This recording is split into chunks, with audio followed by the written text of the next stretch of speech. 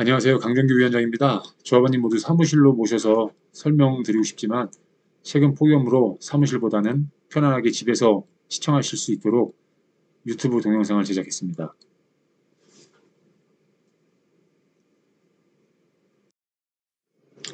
본 영상의 무단 사용은 초상권 침해로 법적 책임을 질 수 있습니다. 파트는 총 3가지 파트로 분류가 됩니다. 첫 번째 파트는 최근 사업성 이슈가 있나요? 그리고 두 번째 파트는 이 사업 앞으로 어떻게 진행되나요? 여기에는 이제 향후 총회에 상정될 안건들에 대한 설명들이 있을 겁니다. 그리고 세 번째 파트, 마지막 파트는 잔압, 왜 필요한가요? 미납자분들은 꼭 확인해 주실 내용이 여기 반영되어 있습니다.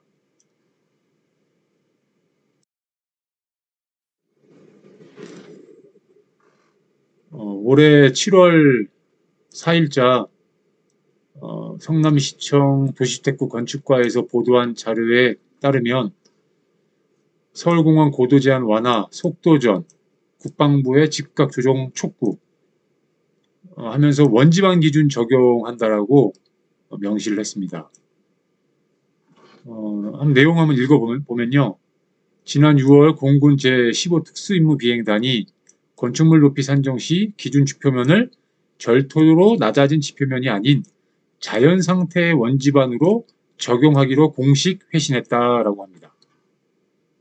이 보도문이 갑자기 나온 이유와 원지반 기준이 뭘까 궁금하실 거예요.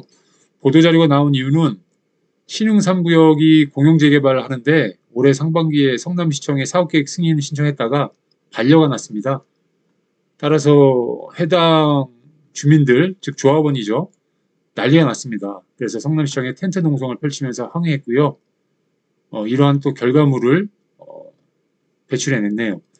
제가 봤을 때 주민들, 특히 신흥 3구역 조합원님들 대단하신 것 같습니다. 사업 진행을 위해서 똘똘 뭉쳐가지고 성남시와 함께 사업을 이끌어가고 있는 모습을 보기 좋네요. 반대로 우리는 어땠나요? 조합 설립 못하게 하고 가압류하고 성남시청에 악성 밀어넣고 앞으로 우리는 어떻게 사업을 추진해 나갈지 해당 사안을 반면교사 삼아야 할 것 같습니다. 원지방 기준 관련해서 설명드릴게요. 여기 보도문 보시면 그림을 보고서 설명을 할게요. 그 원지반 기준이라는 건 원지반이라는 것은 그냥 우리가 걸어다니는 도로를 원지반이라고 해요. 도로를 우리가 이게 걸어다니는 도로를 원지반이라고 하는데 이 원지반에서부터 45m까지가 건축물 허용 높이가 됩니다. 그런데 사업을 하다 보면 특히 우리 사업지 같은 경우는 경사지가 있잖아요. 그래서 경사를 이제 수평을 마치다 보면 절토를 하게 돼 있죠. 이렇게 절토를. 그러면 이 절토된 만큼 증축이 가능해졌다는 뜻입니다. 그래서 과거에는 이 절토지 기준으로 해서 45m라고 했는데 이거가 아니고 원지반 기준으로 해서 45m라고 해서 공군에서 회신을 해준 겁니다. 그러면 절토된 만큼 증축이 되는 거죠. 절토된 만큼 건축이 가능해졌다. 그리고 경사 높은 지역, 우리 같은 지역의 사업성이 증대됐다. 그 층수가 확장되면서 세대수가 증가되니까 결과론적으로는 조합원님들의 분담금이 낮아지는 그런 효과를 이번 보도문에서 볼 수 있게 된 겁니다. 조합원님들은 바로 또 질문하시잖아요. 얼마까지 분담금이 낮아질까? 궁금하시죠? 근데 이거는 전문가들이 외주 영역을 줘서 알아봐야 되는 것이고 지금은 추가 분담금이 낮아지는구나 라고만 알고 계셔도 우리 사업은 돈 버는 사업이 되는 겁니다. 다음 장은 대략 9월 20일 총회를 개최하면 제가 지금 대략적으로 9월 20일 정도에 총회를 개최하려고 하고 있습니다. 총회장에서 말씀드릴 건데 지금은 대략적인 개념만 설명드리겠습니다. 우리 사업지 김태년 국회의원님이 우리 지역구를 담당하십니다. 직접 작성한 내용이고요. 그렇죠? 여기 보면 우리 수정구 현실과 맞지 않아서 사업성 저하와 만족할 만한 주거 환경 조성에 장애가 발생한 데는 현재 상태는 여러 문제가 있었습니다. 그래서 이 문제를 해결하기 위해서 관련 법규를 꼼꼼히 살피고 공군하고 국방부 등 관계 부처와 지속적으로 협의한 끝에 가장 낮은 지표면, 또 이제 갑자기 또 가장 낮은 지표면이 또 추가되었죠. 조항을 기존 시행령에서 이 조항을 삭제하기로 한 겁니다. 또한이라는 것은 이제 추가됐다는 거예요. 절터면으로 기준으로 건축물 높이를 산정할 수 있습니다라고 설명하고 있죠. 그래서 이건 앞서 제가 설명을 드렸고요. 그럼 이 가장 낮은 지표면 조항은 제가 아까 말씀드린 대로 총회장에서 이렇게 그림을 그려가면서 앞에처럼 설명을 드려야 좀 쉽게 이해를 하실 겁니다. 그래서 결론적으로는 사업성 개선을 통해서 우리 자부담을 줄이고 우리의 조합원님들의 분담금을 줄이고 주민이 원하는 방식의 주거 환경을 개선하겠다라는 얘기예요. 우리 사업 지역은 저 같은 경우 소유주들이 지주택 방식으로 82% 동의를 했습니다. 그러니 주민이 원하는 방식, 즉 지주택 방식으로 개선될 수밖에 없겠죠. 다음 장은 주택법 시행령 개정에 따른 입법 예고 중인 내용을 알려드리겠습니다. 추진해 나갈 주택법 시행 개정을 통해서 신규 조합원 가입 등 신규 조합원이라 보다는요 이제 2차, 3차, 2차부터 이제 추가 모집하는 조합원님들 사업 자금 확보가 용이해졌습니다. 결론적인 얘기입니다. 뭐가 많이 바뀌었냐면요. 아실 거예요. 우리 사업 지역이 투기 과열 지구였기 때문에 투기 과열 지구는 지역주택조합 설립 인가일로부터 1년 전에 무주택자 또는 8호 제곱 이하 한 채, 그리고 6개월 이상 서울, 경기, 인천 지역에 거주해야지만이 조합원 자격을 부여했습니다. 그런데 법이 개정됐어요. 어떻게 개정됐느냐? 향후에는 조합원 자격을 완화했습니다. 기존에 주택조합 설립 인가 신청일이 아니라 바뀐 개정은 모집하는 당일부터 해당 요건을 갖추면 되는 겁니다. 그리고 모든 기준들이 완화가 됐어요. 설립 인가일 기준이 아니라 아까 말씀드린 대로 당일 기준, 모집하는 기준으로. 그리고 이게 상속세에 관련된 건데 기존 주택을 일시적 2주택 한 사람이 주택을 처분을 하면 6개월 이내에 유예 기간을 주는 등 이러한 것들을, 그리고 분양권 등에 대한 정의를 명확하게 했습니다. 우리 같은 경우도 조합원님께서 납부한 금액이 대략 520억이에요. 이 분담금으로 약 540억 원의 부동산을 추진위가 매입을 했습니다. 즉 등기소에 소유권 이중 등기를 한 그 정도의 가격이에요. 금액이고요. 근데 이게 우리 변경된 사업계획 기준으로 계산하면 약 17%밖에 되지 않습니다. 여러분도 잘 아시다시피 지역주택조합은요 95% 이상 토지 매입을 해야 사업계획을 승인 신청을 받을 수 있습니다.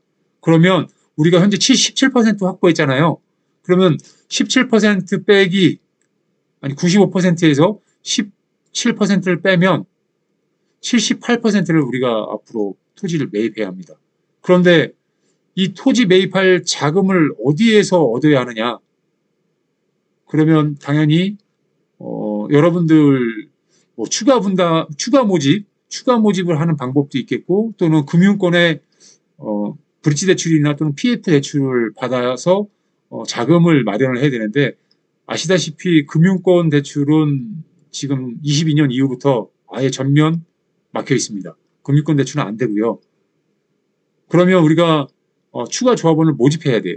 근데 추가 조합원을 모집하려면요, 그래도 조합 설립이라도 받아야 우리가 추가 조합원을 모집할 때 평당 분양가를 여러분들이 계약했던 금액보다 더 많은 현실성을 감안한 분양금을 받으려고 하면 지금 같은 경우 조합 설립도 안 됐는데 분양을 모집하기는 매우 어려울 것 같습니다. 그래서 저희가 23년 7월에 2차 중도금 중 2천만 원만 잔압을 하자라는 것을 의결을 받았어요. 이러한 사정들 때문에. 그런데 그 금액이 아직 미납하신 조합원님들이 많고요. 그리고 또 많으신 분들이 좀 억울하다는 말씀들을 많이 하세요. 나는 계약할 당시에까지 의무를 다했는데 왜 자꾸 추가적으로 잔압을 하느냐라는 말씀들이 많습니다. 그런데 제가 22년도 10월 달에도 아마 말씀을 드렸을 거예요. 현재 여기 우리 주변 시세가 아파트 한 채가 14억 정도 하는데 우리 조합원님들 1억 2천 분담금만 납입하면 나머지 금액들을 이제 토지 매입을 해야 되는데 그거 없이 아파트를 주는 건 상당히 지금 어렵습니다. 금융권 대출도 안 되고 추가 모집도 어려우니까요. 그래서 제가 이제는 그런 하소연을 하지 말고 우리가 주인이고 우리가 시공자다, 우리가 시행자다. 그러니 우리가 우리를 믿고 좀 지금 금융권이 안 되니 잔압을 해달라고 말씀을 드렸습니다. 근데 이미 탈퇴를 그 당시에 하셨던 분들 있잖아요. 창립총회도 무산시켰던 그분들이 이제 잔압하지 말자고 마치 잔압은 마치 완전히 사기인 것처럼 말씀들을 하셨는데 그분들 지금 결과가 어떻게 나왔습니까? 그분들 모두 패소하고 2심 고등법원에서조차 패소했습니다. 이제 여러분들 우리 사업을 위해서 앞으로만 나아가면 될 것 같습니다. 과거에 잔압 이런 것들은 좀 상황이 바뀌었어요. 그래서 지금부터는 우리 스스로가 리스크가 큰 만큼 수익도 크다. 그리고 이제는 알고 있다. 그러니 내 힘으로 아파트 짓고 추가 분담금 이제 사업성이 좋아졌으니 최대한 낮추겠다라는 심정을 갖고 있어야 우리의 미래가 보일 것 같습니다. 어제 조합원님 한 분이 사무실을 방문했어요. 그분의 아시는 분이 파주 운정에도 지주택을 가입했고 거기는 완공했는데 추가 분담금이 몇 억 나왔다고 해서 주변 시세보다 비싸다고 합니다. 왜 그럴까요? 다 지어도 문제입니다. 조합원님들 잔압하지 않고 은행 돈 빌려서 은행 이자가 쌓이면 그 은행 이자의 추가 분담금이 높아지는 겁니다. 올 2월 사업 설명회에서 제가 성공주택 설명드리면서 해당 사업장 전체 사업비 중 토지 매입비가 50%, 공사비가 30%, 금융권 이자비가 15%, 기타가 5%라고 말씀드린 적이 있을 거예요. 여기서 금융권 이자 15%가 입주 완료 시 여러분에게 추가 분담금으로 돌아오는 부담입니다. 내가 돈 있으면 내 돈으로 짓는 게 가장 저렴하게 지을 수 있는 겁니다. 해당 내용은 파트 3에서 왜 중도금 잔압이 필요한 거에 대해 더 심도 있게 데이터를 제시하면서 설명드리겠습니다. 주택법 시행령 개정으로 향후 2차, 3차, 4차 추가 모집에 대한 부담이 많이 해소되어서 사업성이 향상되었습니다. 여기에는 언급되지 않았지만 충원 조합원 자격 중에서 충원 모집이라고 하는 것들도 있어요. 그거는 향후에 기회가 된다면 제가 또 설명을 드리겠습니다. 영상이 많이 떨리고 비전문가처럼 제작되었죠. 그도 그럴 것이 본 동영상은 외주 영역 없이 추진이가 자체 제작했습니다. 업무에 집중할 시간도 부족할 판에 동영상 편집까지는 좀 무리인 것 같습니다. 사업 설명과 궁금증 해소 그리고 소통의 일환 니즈에 맞춰서 제작되었습니다. 영상과 음성이 보시거나 듣기 좀 불편하셨죠? 많은 양해 부탁드립니다. 파트 2에서 찾아뵙겠습니다. 감사합니다.